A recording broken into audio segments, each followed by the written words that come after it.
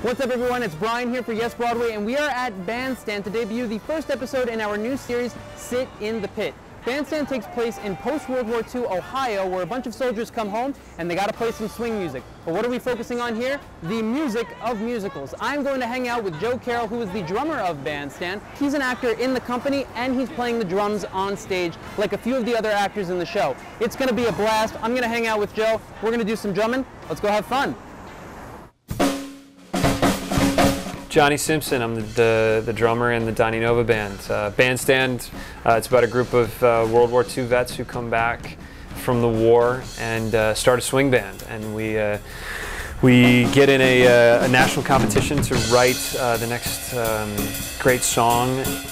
Whenever I see a Broadway show, I don't think I'm just getting like a story and character development. I'm also, going to hear professional musicians play, and usually they're in the pit. Yeah. But in this show, you have drummers in the pit and a whole orchestra in the pit, and then you get to play with other professional musicians on stage. Yeah. Can you talk about the energy of just going from your drums, and then you got Corey on the keys and the whole crew playing? Yeah, it's really remarkable. We have our trumpet player is a Juilliard trained professional trumpet player. Our sax player is a Berkeley trained professional sax player and pianist. And then you have Jeff Packard, Corey Cott, Brandon Ellis, and myself, who toe this line, have always played music but are also Broadway actors and musical theater actors. And so we kind of got the best of both worlds. So we'd get, we'd start playing music, and then Joey and Nate would pipe up and be like, do this, this is wrong, play like this. And we were like an actual band in rehearsals, and then we'd get on stage, or we'd get in the rehearsal hall, and we'd have to do the scenes, and Joey and Nate would be looking at us like, are we doing okay? And really, yes, everything, we got the best of both worlds. But one of the coolest things, that transition, we are all playing live on stage, obviously, but there's a full orchestra.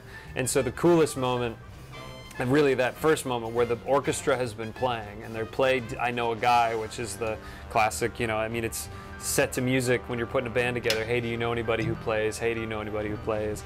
And yeah, I know a guy who, whatever. And so they play that number, and then right out of that, it goes. The orchestra plays this da da da da da da da da da da da ba bow, and then we play ga ga ga ga ga ga ga ga ga ga ga ga ba bow, and the audience really gets to see, okay, orchestra, onstage band. The orchestra's going to do some stuff tonight, the onstage band is going to do some stuff tonight, and we kind of get to set the tone for the whole evening, which is very cool, and I know it's a very exciting moment that I've never gotten to experience, but I get to play it, which is very cool. So everything that we play with the downstairs, with the pit orchestra, is to click. And so it's all metronomed out, meaning that I have in my ear exactly where I'm supposed to be. Which actually makes it easier. I hated it when we were at Paper Mill, when we were learning the show. Any musicians out there who've ever had to play to a metronome, it's terrible. But it eventually starts to disappear, and so if it disappears, you're doing your job right.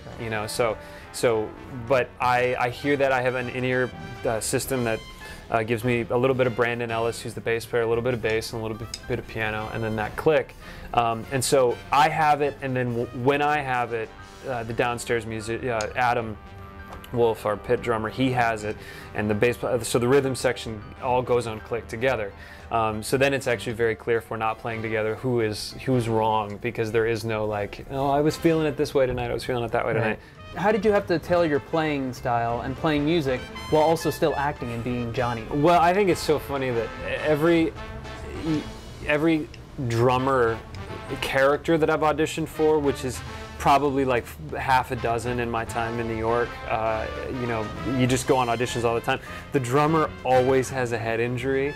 They're always like, yeah, so we're doing this thing, and we want the drummer to be like Ringo, but he lived under power lines as a kid. And you're like, okay. So they're always goofy. There's always something a little weird with them.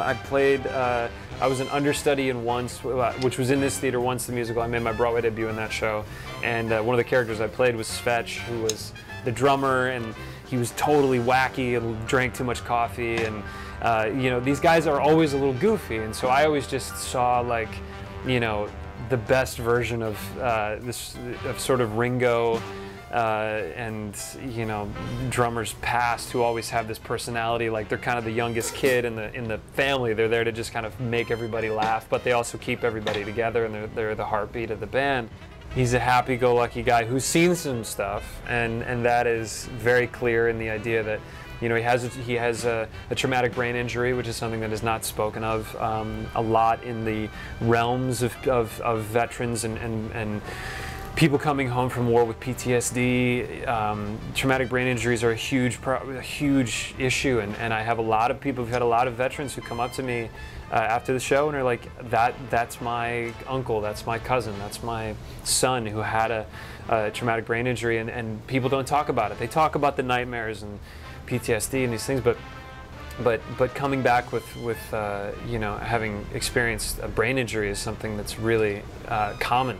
And so I didn't want to ever play that down, but I also wanted to hopefully bring some humor to what is otherwise a very difficult experience, which is moving back and coming back from war, obviously.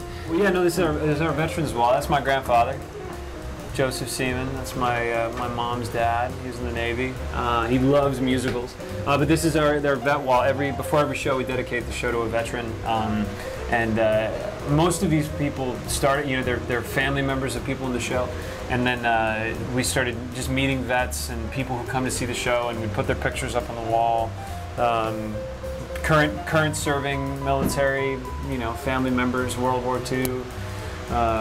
There's Korean vets, World War II, Vietnam, all of the conflict. I mean, it's pretty amazing.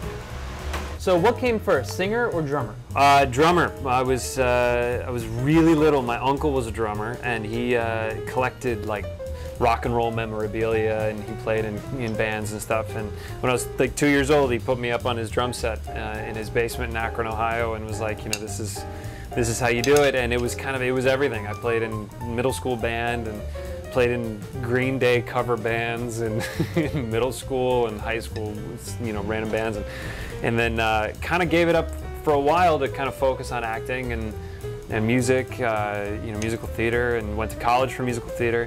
Well, one of those drummers who was watching you was me. Yep. A couple of months ago. There you go. So I want to know if I can maybe take your place. Yes. If we can switch roles a little bit. This is what we're gonna do. To see if I can hang. See, if I can quote hang. I know that you can hang. I was watching the Paradiddles. I know that you can hang. But what we'll do, this is the fun.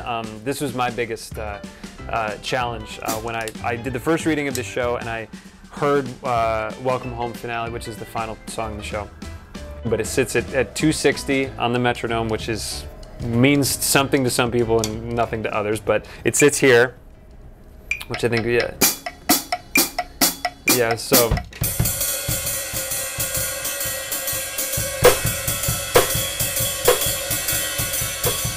that's like right on the cusp of being super fast and also slow or whatever.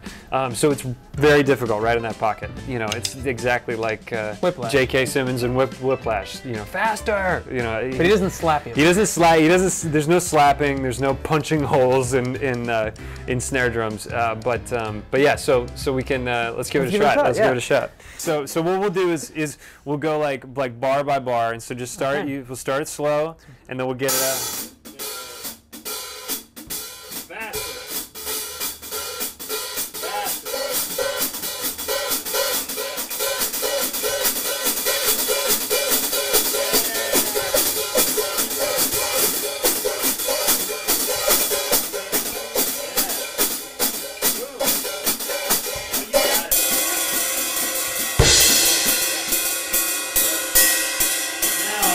Tricky. So got it. He's got it. Now the snare hit is on 4. So it's is 3.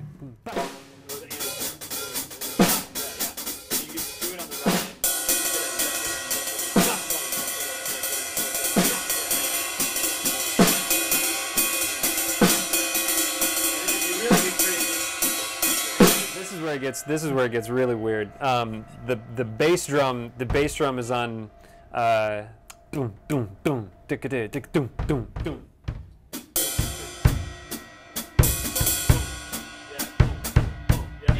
audience right now. Yeah, no, it's completely ridiculous.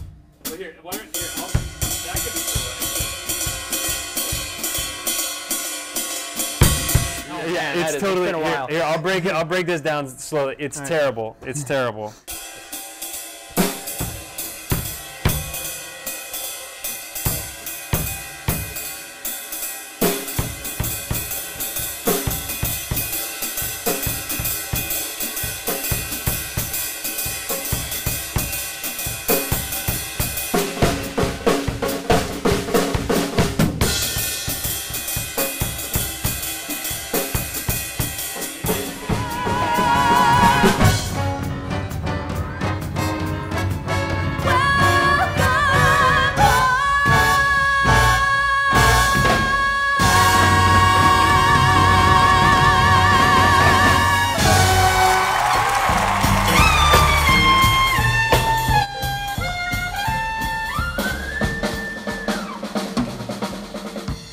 Alright, so it looks like I can hang with Bandstand, but trust me, those guys can do it much better. All those people lining up, they're about to get the real thing. Thank you so much to Bandstand and to Joe Carroll for showing me a great time on the drums. I'm Brian Cadena for Yes Broadway. Go say Yes Bandstand. Take care.